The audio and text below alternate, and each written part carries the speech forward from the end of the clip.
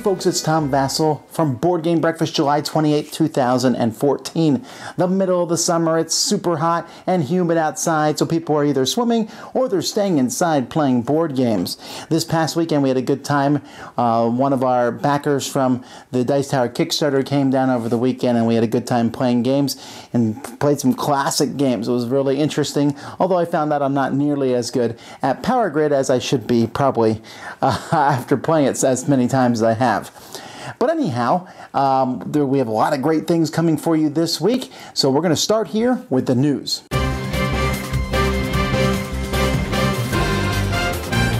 Still not a lot of news, and again, that's because a lot of news will be announced at Gen Con, which is only now 2 weeks away.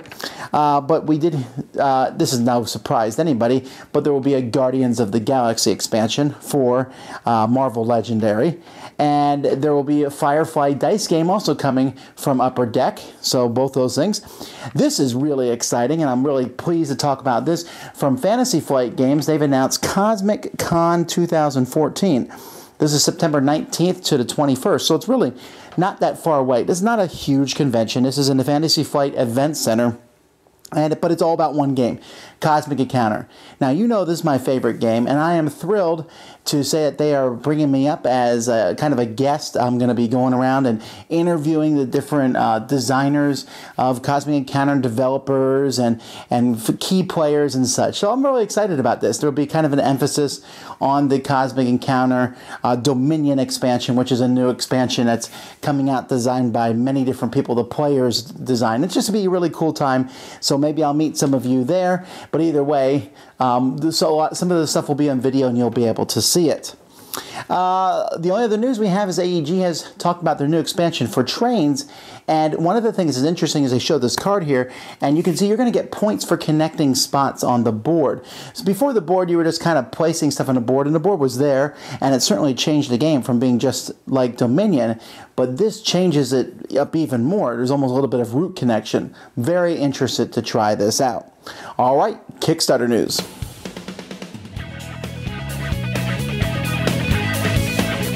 Hey now, my name is Nick from Board Game Brawl, and this is your Kickstarter update. And there are just way too many new crowdfunding projects every week to fit them all into one segment, but here are some of the most noteworthy ones this week.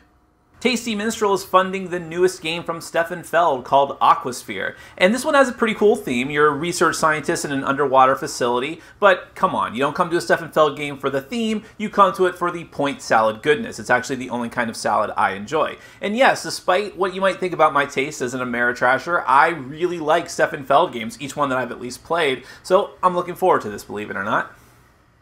Indie Boards and Cards has some new content for The Resistance in the form of 2 new expansions, which they're funding with 1 campaign. Hostile Intent and Hidden Agenda are going to feature a few completely new rules, but most of them are just doubles of the roles and rules from The Resistance Avalon. So trying to take those rules, implement them in this game, which means we're kind of getting into weird territory, because now are they going to run another Kickstarter campaign to take the unique stuff from these expansions and put it into Avalon, or something completely different? I don't know. It's starting to get a little bit weird, but any version of The Resistance is good stuff. For me, ElfQuest will always be remembered as a series of collected trade paperbacks that I saw on the shelf of my local Walden Books that I quickly shoved out of the way searching for superhero graphic novels. But I realize that there is a hardcore contingent of fans out there who still love that series, and for you, I have the ElfQuest adventure game. This is a cooperative board game where you take control of some of the famous characters from that series, and it actually features new artwork from the creators. So if ElfQuest is your thing, you should definitely be checking this out.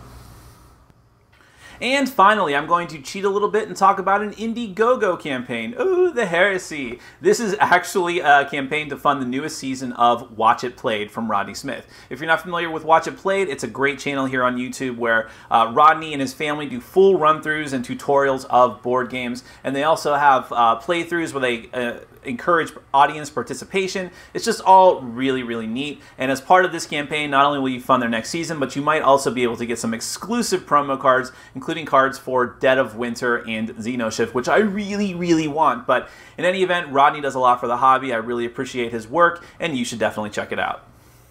My name is Nick from Board Game Brawl, and this has been your Kickstarter update, and I'm reminding you to get out there and game every day and in every way. Take care.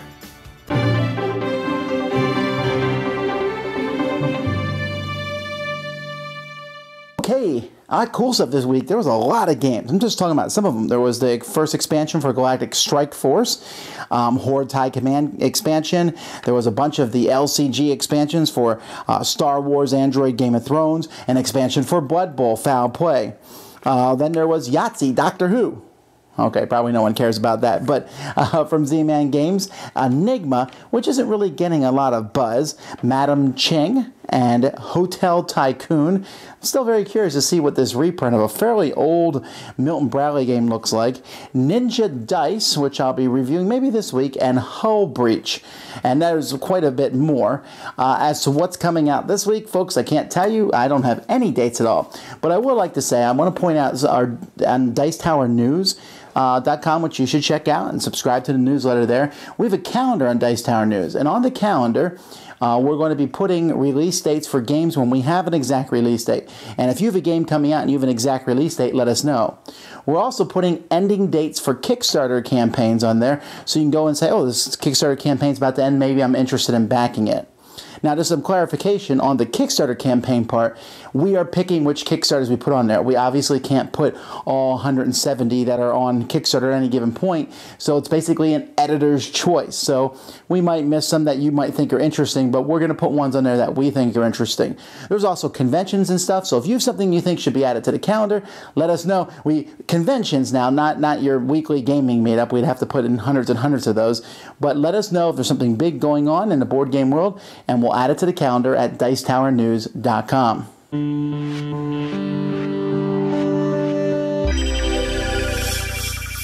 Hi there, this is Scott Nicholson. Welcome to the Ivory Dice Tower, where I take an academic's look at the world of games. And so I've been in the middle of talking about game design and my four-part game design model. So we've talked about theme, we've talked about mechanism. The next thing we're going to talk about is components. So with a component-based design, you have something that you want to make a game around. You've come across something that you think is pretty cool. And you say, hey, wouldn't this be interesting to make a game around?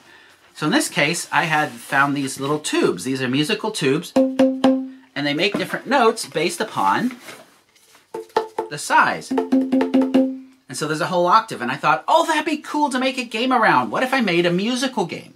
So that people were actually creating music with these tubes. And so that began my design. I was thinking, well, I want to make a game that can help people learn some basics of music. So we're looking at students, we're looking at families to make this game. And so I started to craft a game that was a cooperative game with the idea of people would use these tubes in order to make a melody that was their own group's melody. It was a song that no one else had, that you'd never hear again, but it was created in the moment for that group and then disappeared into the ether. And what I found is that there were two things that were going on there. One, you had notes. Two, you had rhythms, and people had trouble with both notes and rhythms. So I said, all right, well, why don't we simplify it? And I simplified it to make a game called Drum Circle. And so the idea of Drum Circle is that you had in the middle of the table a notation, and each player had cards for their own noise. So everyone had a noise, a clap or a snap, and they'd have cards down that would show them when they would make their noise. So each beat, 1, 2, 3, 4, 1, 2, each beat showed when you made your noise. And the idea was that the group would create a rhythm. So I planned it all out, I made all the cards, I developed it all together, I took it to a local group of people to do play testing, and what I found is that if you don't have a sense of rhythm, you can't play this game. It worked fine with musicians. When I was playing around with other musicians, it worked just fine. You were able to do that. But we already can do that. We can already pull out a drum and have a drum circle and make our own rhythms. That's really, you don't need a game to facilitate that experience. So if the musicians are there, you can already jam together. But what I found is that it was difficult for people without a sense of rhythm to engage in the game. So that's one prototype of many, many prototypes that I have chunked aside. It went into my little mental toolbox, and sometime I'll pull that back out. But the idea of component-based design is you're starting with a component. You're starting with something that's inspired you. And you're thinking, okay, what's a theme that makes sense with these components? What are mechanisms that help us to engage with these components? And then, what does it lead to next? Well, for that, you'll have to join me next week on the Ivory Dice Tower.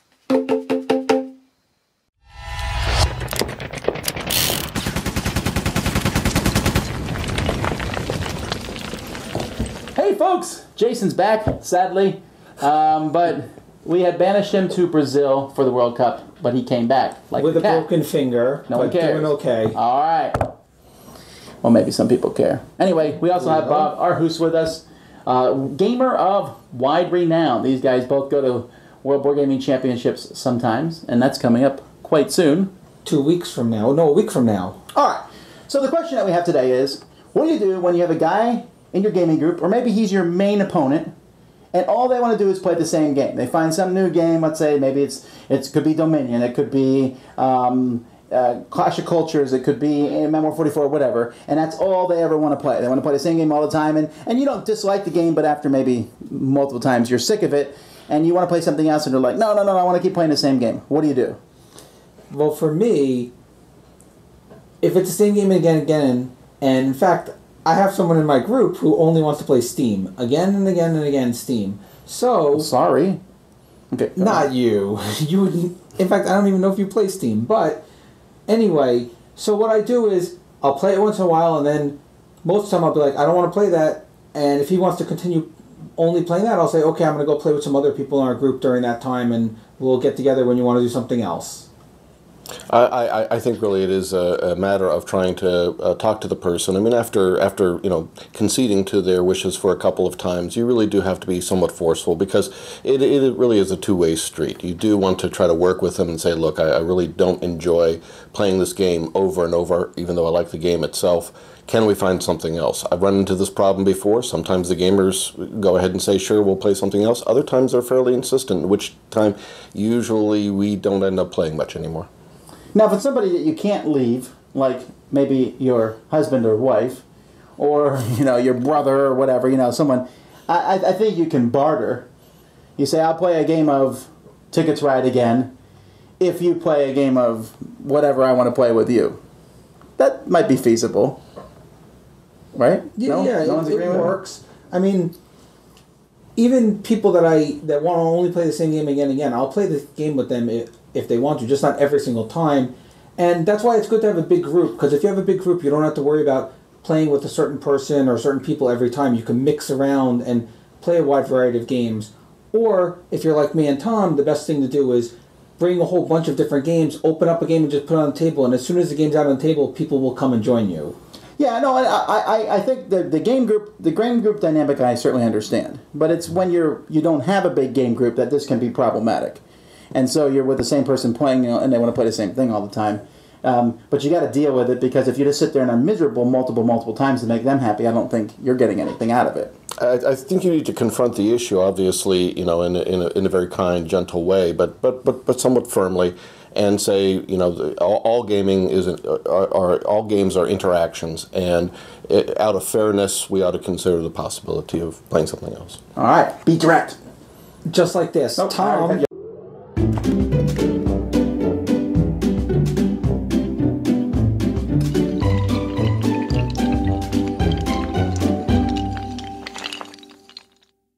Hi, Suzanne here with this week's featured board game app.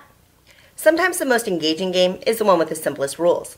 Such is the case with Six Takes, or Six Nimmt, which at 20 years old is still a staple filler game at game tables today. The recent released app version brings this classic game to the digital world, so let's take a quick look. In Six Takes, which has dozens of names around the world, players take turns adding a card from their hand to one of the rows of cards in ascending order. The trick is each card has a point value too, and taking points is bad. When you play the high card that exceeds the row limit, you're forced to take the cards and their points in that row. You can also play a low card to clear a row and start a new one. Lowest points wins. The universal iOS app is a simple execution that doesn't have a lot of bells and whistles. The design is basic, the interface is intuitive but bare bones, and it has a completely unnecessary 3D mode. On the other hand, it has a good tutorial, 3 levels of AI, a game length option, and a thoughtful pass and play implementation. But the most egregious omission is the ability to play online. The AI is decent, but this is a game that screams for online play, and considering the simplistic nature of the game, it's disappointing this feature was left off. If you love Six Takes, the app does a serviceable job of bringing it into the digital world. It's fun to play solo against the AI, but without the social interaction of the table, it feels a bit dry. It's definitely a great app to play against a friend or two while you're waiting in line or for dinner to arrive, if you can pass the device between you. As a fan of the card game, I'm glad I have the app in spite of the missing online play. Give it a try. We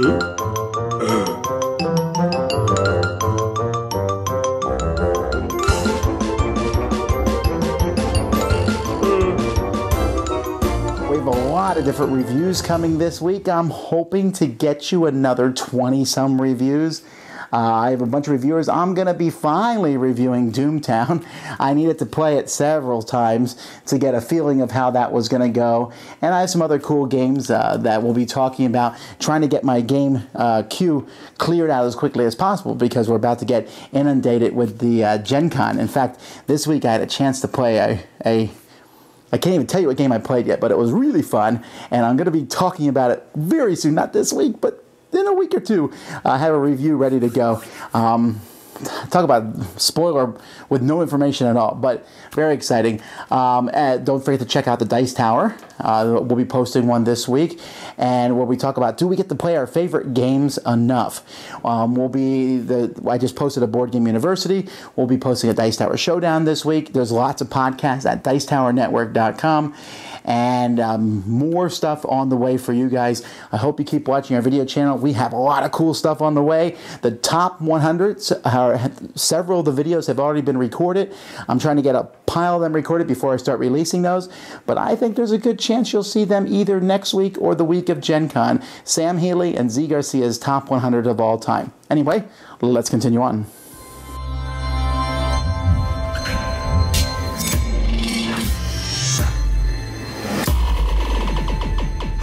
I'm Chaz Marler from Pair of Dice Paradise. I recently played Star Trek Fleet Captains with an old friend. Well, more accurately, I recently flipped clumsily through the Star Trek Fleet Captains rulebook as an old friend asked me questions while attempting to play.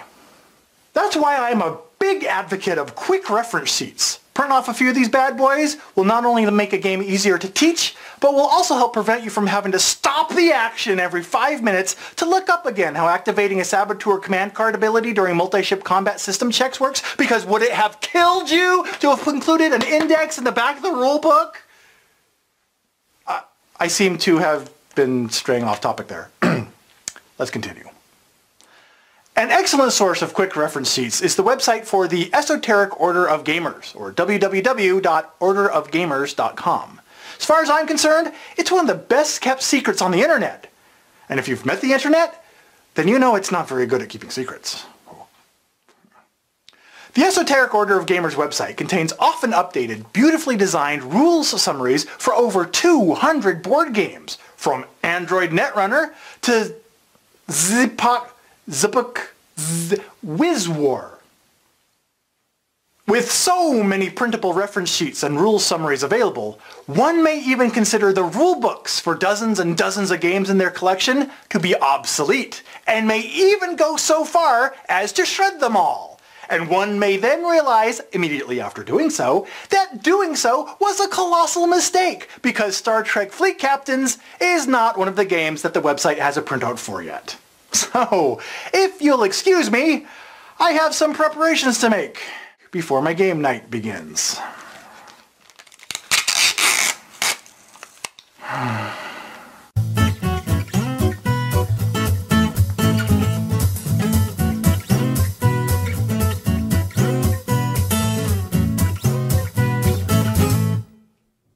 Hey everybody, I'm John Zenglein from The Chalk. One of my favorite games is the X-Wing Miniatures game by Fantasy Flight. And one of my favorite things to do in X-Wing is drop bombs. They come in many varieties and flavors, like proximity mines, proton bombs, and seismic charges. At least once in every game of X-Wing, all the ships are going to be really close together, and that's the perfect time for a bomb drop. Now, when you're using seismic charges and proton bombs, they drop after you reveal your maneuver dial, and then they explode at the end of the activation phase. So let's say Boba Fett is the last one to activate this turn. He reveals his maneuver dial and he's going a straight or a slight right-hand turn. He takes his number 1 template and places it behind his ship, and then he drops a seismic charge, a little present for the 2 X-Wings and the A-Wing. And then he would go ahead and do his maneuver. He still gets to take actions as normal, and then since the activation phase is totally over, that seismic charge goes off, and it's going to do 1 damage to each ship within range 1 of it. Now when you're measuring damage, the nubs on the bomb token count.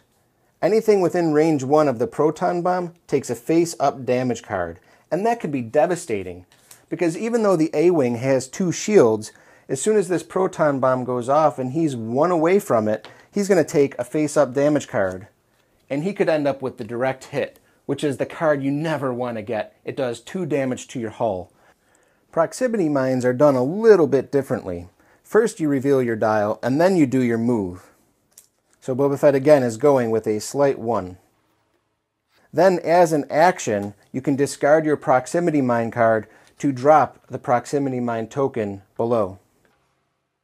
Now, anytime an enemy ship either goes over or touches that token, that detonates. And you roll 3 red die to see what the damage is. So there you go. That's how you use bombs in X-Wing. We'll catch you next time in another X-Wing Minute. Hello, Gamerland. There's been a lot of buzz recently about how Camel Up edged out Splendor for the Spiel des Jahres prize this year. So I thought I'd take this opportunity to talk about a different gem game, Indigo.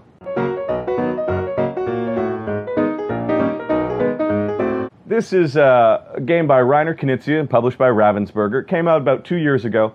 We only just got our hands on it here at the cafe, and we are loving it to pieces, and I'm going to share with you just why. First of all, Indigo is a tile placement path building game akin to Tsuro. It is the game that Tsuro would like to be when it grows up. Everything about this game is better except for one minor thing, and that is Tsuro plays more people. You can play with up to 8. Indigo, it's 2 to 4. The idea behind Indigo is that you are trying to lay paths to get gems off the board and score points for them. The neat thing about this game is that the board is divided into a series of different exit zones, and each exit zone has 2 spaces for player markers. What that means is that up to 2 players will own a particular exit zone, meaning that any gem that leaves the board in that zone belongs to both players. They're going to score points for it. What this means is that throughout the course of the game, you are going to be forced to cooperate with people. Is this a cooperative game? No, not even a little bit. That's what makes it interesting. You have to cooperate, but you've got to cooperate better to win. There are 3 different colors of gems, each worth different points. Lots of yellow ones, they're worth 1 point. 5 green ones, they're worth 2 points. And there's 1 blue one, that's worth 3 points. Another neat thing about this game is, like in Tsuro, when 2 dragons collide, they're both removed from the game. In this, you can cause 2 gems to collide, removing them from the game. Nobody scores those points. It's not a heavy thinker, but if you're looking for a light game with a lot of decisions to make, simple rules, Indigo is your friend. Check it out. Wham!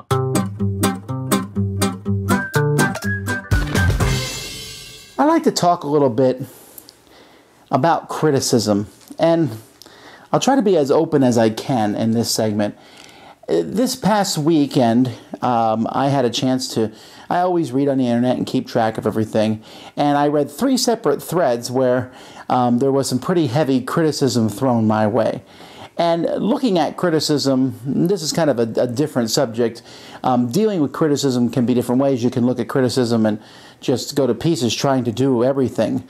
There's an old Aesop's fable where a boy and his old father are taking a mule to the market, and no matter what they do, someone criticizes them, they both ride it, or the father rides, the son rides, they carry it, and okay, they end up pleasing nobody. So you can't follow every criticism, but at the same time, you should look at it, read it, and apply it to your lives. But that's not exactly what I'm talking about. I'm talking about the fact that when you read stuff like this, it can be very negative and draining. Even if thousands and thousands of people enjoy what you do, it's not always, you can look and go, man, I will often read a thread. The thread will start out by like, who's your favorite video reviewer? Or what do you like about video reviewers? And then sometimes it will devolve. Someone will make a comment, well, I can't stand Vasel, anything he likes. And then I'll see a whole bunch of people thumb that up and such. And the negative comments are often on Board Game Geek or Reddit or even in the YouTube comments. So I have a fairly thick skin, and this sort of thing doesn't bother me that much. There are some things that I'm not a big fan of. When someone accuses me of lying or being unethical, I have very high standards in that regard. You say I have no taste in games, whatever, okay? It's not that big a deal. You say I'm ugly, you know, I can live with these sorts of things. I'm dumb, you know, okay, no big deal. But there are times where you can look at that and go, oh. So I wanted to present a couple things to you. First of all, there's a lot of folks who watch us who might want to be interested in producing content yourself. There is, you know, whether you do video reviews like me, or written reviews, or you put pictures up, or you do a podcast, or you just do content in general. You have a blog. And as you find, as time goes by, the more people who read your blog or watch your reviews and such, the more negative comments you're going to get. Sometimes from people who are doing the same thing you're doing. And it can be kind of painful, especially when somebody that you thought was a follower of yours or a fan of yours writes something mean and nasty. But it is the internet. And as I always say, anybody who says, I am my own worst critic, has never read the internet. But I would like to encourage those who do content to gird up your loins in a sense. Be prepared, because that's going to come. And you got to be able to let that roll off to some degree. If you have a very hard time with it, then I would recommend reading less of it. But I would focus on a lot of the good comments. And those good comments will come. And take those. Don't spend and fixate on one negative comment, although it's very easy to do. At the same time, if you get a lot of comments about the same thing, consider maybe that is something that you need to change. But at the same time, if you love what you're doing, and folks, I love telling you about games. I really do. I mean, I am so fortunate that it is something that is making me money now, but at the same time, I've been doing it for 10 years and not making money, and I'm doing it the same way now, and I'm loving it, and I'm so excited to tell people about games. And if that love and excitement is there, then that criticism is not going to deter me from doing something I like doing. So I encourage you out there, and find other people who are doing the same thing. It's very encouraging when you talk to other people. I had a chance this year to talk to Rodney Smith from Watch It Played, who does a great job, and who has a Kickstarter going, or an Indiegogo campaign going on right now. Go support him. He's a great guy. And just talking to him and saying, this is what's going on with me, and just talking to someone who does the same thing. If you're a blogger, talking to other bloggers, you're a reviewer, other reviewers, that sort of thing is very therapeutic. So that's great. And you got to realize there are some people out there who troll everything. You'll figure out who they are pretty soon. There are some people who watch my reviews religiously and comment negatively on all of them.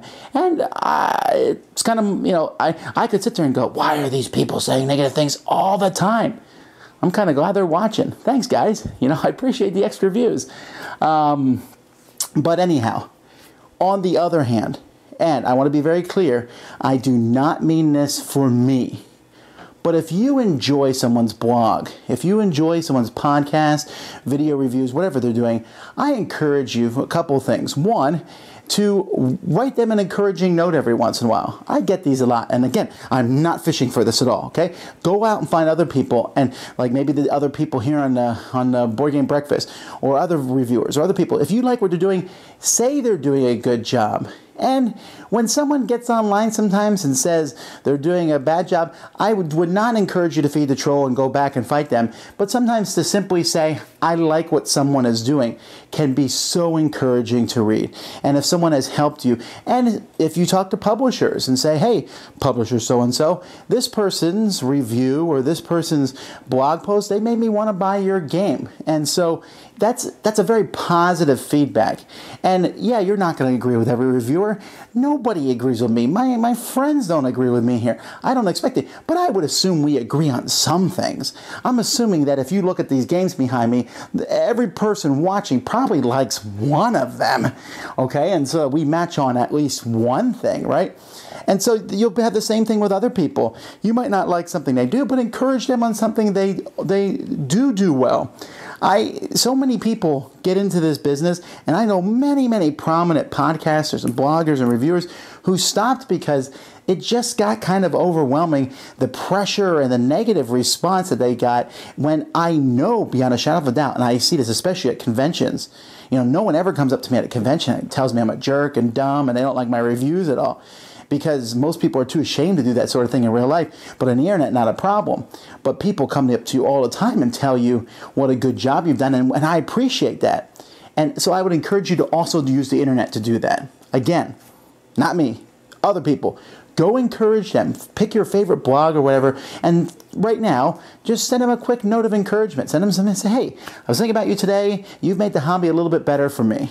And if there are no podcasters or bloggers or any of these of you who are making the hobby better for you, then I would question, are you in the right hobby? Because it's a hobby about people. And hopefully someone out there writes or does something that you enjoy. So anyhow, sure, negative stuff will come along. And I sat this week a little bit and thought, wow.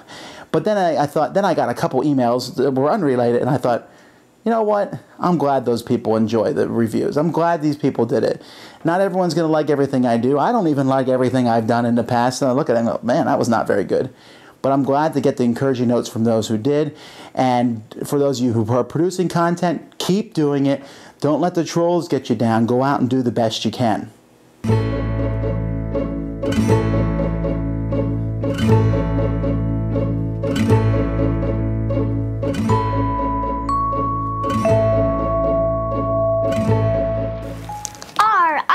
From Open Box Games Jr. and welcome to Component Moment. And how did I get in this shark? Oh yeah, I walked the plank, I was chased by a shark, and now I ended up in his belly. I guess I got bit. You let go of that shark. Now we can take a look at Get Bit Deluxe.